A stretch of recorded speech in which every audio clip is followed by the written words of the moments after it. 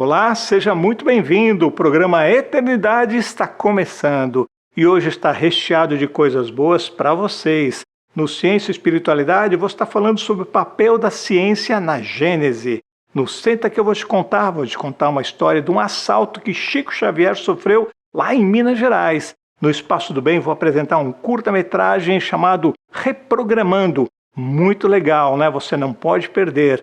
No Bastidores do Bem, tem uma entrevista com Carlos Axel, um escritor blumenauense que vai nos falar sobre o seu livro de ação, aventura e mistérios. E tem minha amada Laiana no Viva Feliz, que vai trazer uma mensagem de Joana de Ângeles para você. Fique com a gente porque a Eternidade está começando!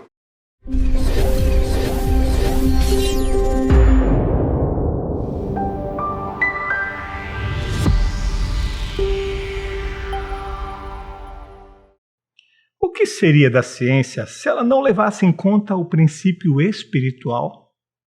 E o que seria da religião se esta estivesse em oposição às descobertas científicas? Ciência e religião não são opostas, muito pelo contrário. Os cientistas estão comprovando hoje o que os nossos livros sagrados já diziam há mais de 2000 anos. Da mesma forma, estamos lançando um olhar científico sobre as Escrituras e compreendendo que interpretamos equivocadamente algumas passagens. Isso porque não tínhamos o conhecimento suficiente para uma interpretação mais coerente com a realidade. Você também acha que ciência e espiritualidade se completam e se comprovam? Então, fique com a gente, porque está começando agora o quadro Ciência e Espiritualidade.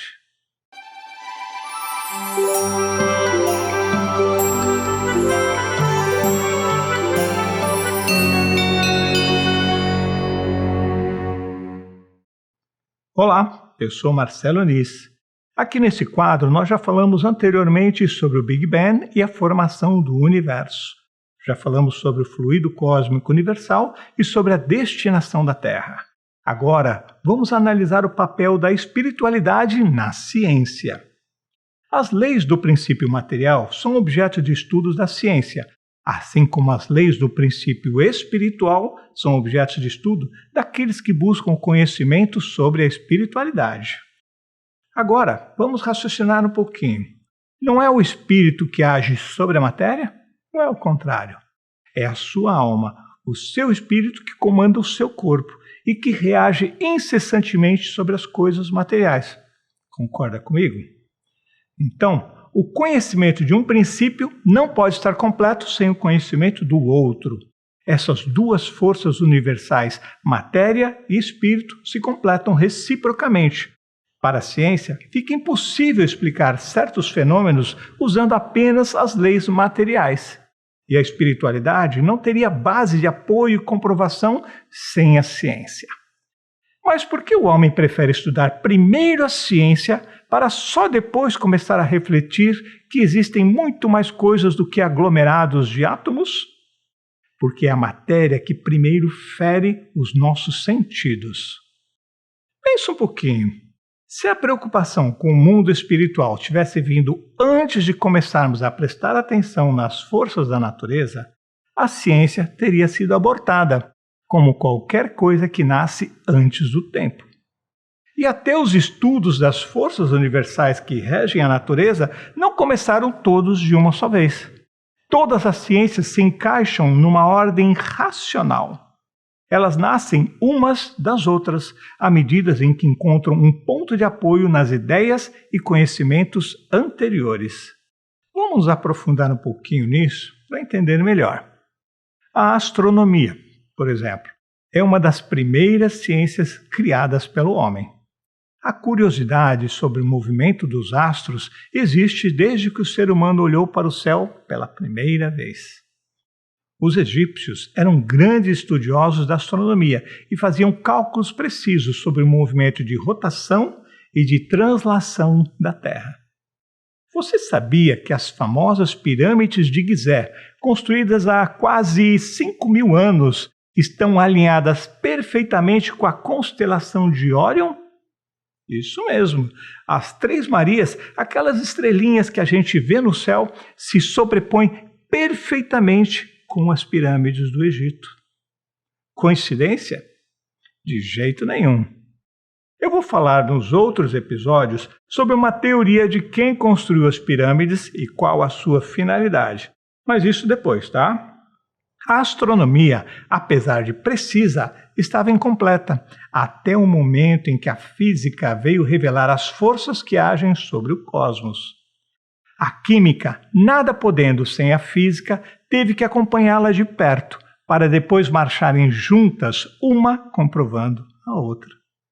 A anatomia, a fisiologia, a zoologia, a botânica, a mineralogia se tornaram ciências sérias com auxílio dos conhecimentos da física e da química. Olha que interessante, né? Percebe como tudo se encaixa e se encadeia?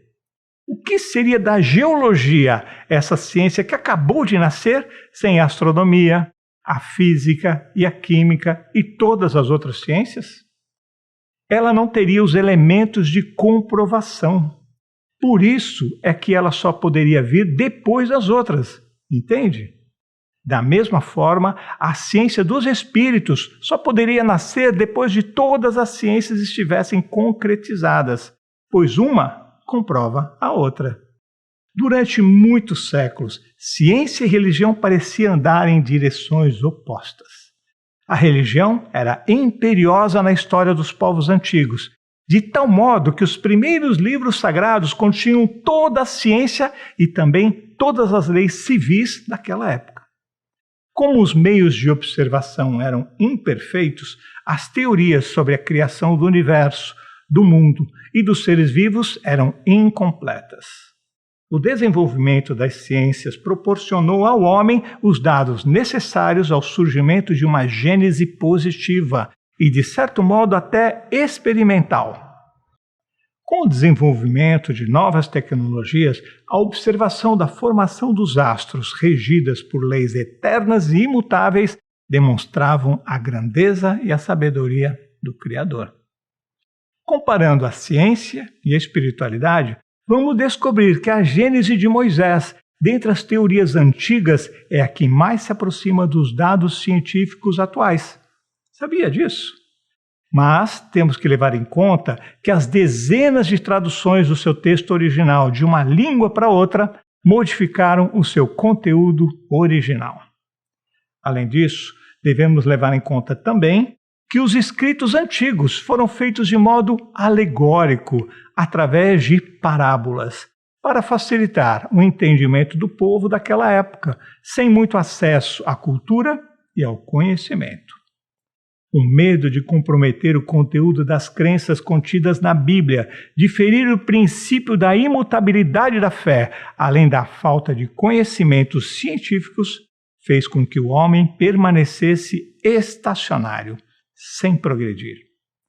Isso até que a ciência viesse a demonstrar que não podemos compreender a Gênese mosaica se traduzirmos seus textos ao pé da letra. Mesmo respeitando-se a Bíblia como sendo revelação divina, e na Bíblia eu acredito, deve ser considerado que nenhuma revelação pode se sobrepor aos fatos comprovados. Então quer dizer que a Bíblia está errada em certos pontos? Não, de jeito nenhum. O que podemos concluir é que essas contradições entre as descobertas científicas e os textos sagrados se devem à má interpretação das revelações sagradas. Se a ciência segue seu caminho em busca da verdade, as religiões não podem permanecer estacionárias. Olha só, se a religião estiver em perfeita sintonia com a ciência, não precisa temer o progresso, pois ela vai estar invulnerável a ele. Por isso mesmo, eu creio que as duas, religião e ciência, devem se completar e se comprovarem uma à outra. Está fácil de acompanhar o raciocínio? Como professor e estudioso do assunto, eu estou procurando ser o mais claro possível para não gerar dúvidas ao invés de aprendizado. Então, está preparado para ir mais fundo? Todas as religiões pregam a existência da alma. É ou não é? Agora, quanto à sua origem, passado e futuro, discordam uma das outras, levando as pessoas à fé cega ou à incredulidade. E a incerteza quanto ao futuro leva o homem a preferir as coisas materiais em detrimento das coisas espirituais. O mecanismo do universo e a formação da Terra só foram entendidos quando se conheceu as leis que regem a matéria. Lembra que eu falei isso nos episódios anteriores? Por desconhecer as leis que regem o princípio espiritual, alguns cientistas mantêm a metafísica no campo das teorias e especulações. Mas alguns cientistas, são poucos, mas já é um começo, já estão dispensando parte do seu tempo para estudar o campo da espiritualidade. Um dos mais conhecidos e renomados cientistas que começou a estudar o fenômeno das mesas girantes foi o Dr. Léon Hippolyte Denis Rivet. Ele era membro da Academia Francesa de Ciências e de outros institutos. Ele era pedagogo, tradutor do alemão para o francês, era professor de química, física, astronomia e tantas outras ciências. Dr. Rivet foi discípulo do reformador educacional Pestalozzi e um dos pioneiros da pesquisa científica sobre os fenômenos paranormais, que depois passaram a se chamar simplesmente de mediunidade. A mediunidade foi para o mundo espiritual o que o telescópio representou para a astronomia, permitindo o estudo das relações entre o ser material e o ser espiritual. Isso permitiu estudar a marcha incessante e ascendente da alma, suas migrações e transformações. Esse era o instrumento que faltava aos estudiosos da Gênese para compreender e corrigir os erros da interpretação equivocada. Somente o conhecimento dos dois mundos, o material e o espiritual, permitiu a constituição de uma Gênese mais completa, embora ainda hajam algumas lacunas a serem preenchidas. Precisamos estar abertos e receptivos a novas ideias, passando-as pela peneira da razão e comparando-as com o nosso conhecimento adquirido anteriormente.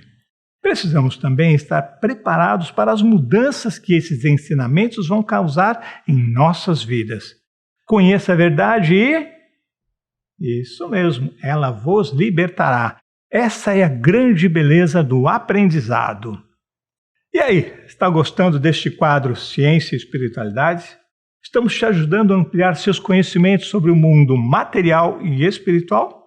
Então, deixe um comentário para a gente. O Ciência e Espiritualidade vai ficando por aqui, mas fique conosco, pois ainda temos contação de histórias do além, a exibição de um curta-metragem, um podcast com um escritor de livros de ação, aventura e mistério e minha amada Laiana, trazendo uma mensagem de Joana de Anjos para alegrar o teu coração e te ajudar a enfrentar os obstáculos da vida. Tchau, pessoal. Fiquem com Deus.